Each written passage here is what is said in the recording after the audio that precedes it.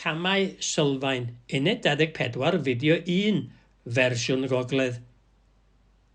Taset 1. Yn yr uned hon, da ni'n mynd i barhau i ddefnyddio'r amser ymodol. In this unit, we're going to continue using the conditional tense. You're already familiar with the conditional tense, used to express whether someone would do something. Enghraifft, mi faswn i'n. Faset ti'n? Rwan, da ni'n mynd i ddysgu taswn i and taset ti. These are used where if would be included in the English context. We can't use os for the if with the conditional tense. Let's look at some examples. Gwrandewch a cael adroddwch ar fy ôl i. Taset ti'n medru? Faset ti'n mynd i'r zoo?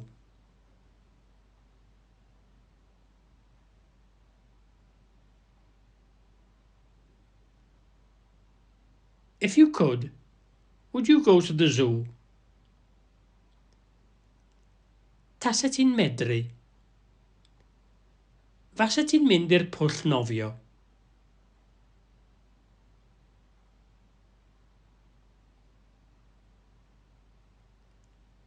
If you could, would you go to the swimming pool? The answers to these questions are the same as you learnt in Uned 23, baswn neu na baswn. Edrychwch. Taset ti'n medru? Faset ti'n mynd i'r zoo? Baswn, neu. Baswn, mi faswn i'n mynd i'r zoo. Taset ti'n medru? Faset ti'n mynd i'r pwll nofio?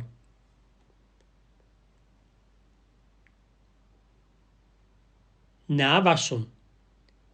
Neu, na faswn. Faswn i ddim yn mynd i'r pwll nofio.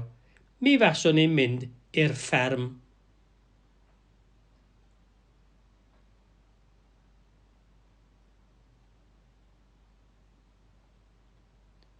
This type of questioning is also handy for the amser snack. Gadewch ni ymarfer. Let's practice. Taset ti'n medru? Faset ti'n dewis afal neu banana?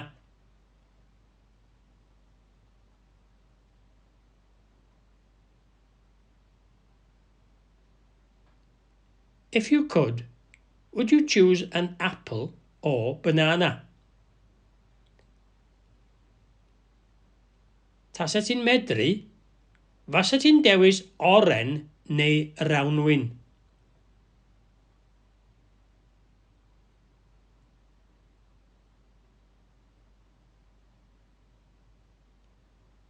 If you could, would you choose an orange or grapes? Cofiwch, remember, there's a treiglad meddal after neu. Enghraifft, afal neu banana. Oren neu rawnwyn. Da iawn. Lastly, let's think about the future, or maybe just dressing up time.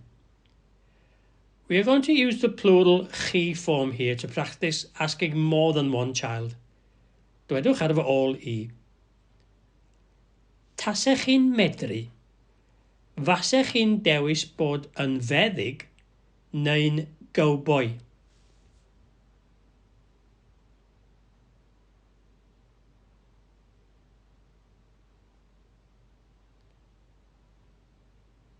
If you could, would you choose to be a doctor or a cowboy? Tasech chi'n medru? Fasech chi'n dewis bod yn ffermwr neu'n adeiladwr?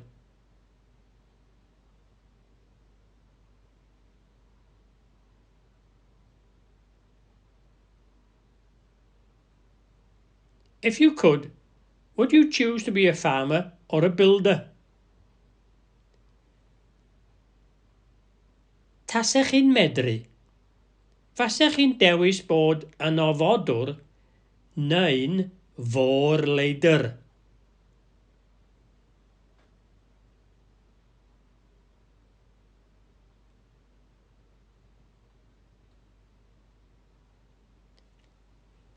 If you could, would you choose to be an astronaut or a pirate? Arbennig wir. Cofiwch, da chi'n medru gwylio'r fideo yma eto I adolygu. Remember, you can watch this video again to revise. Pob lwc!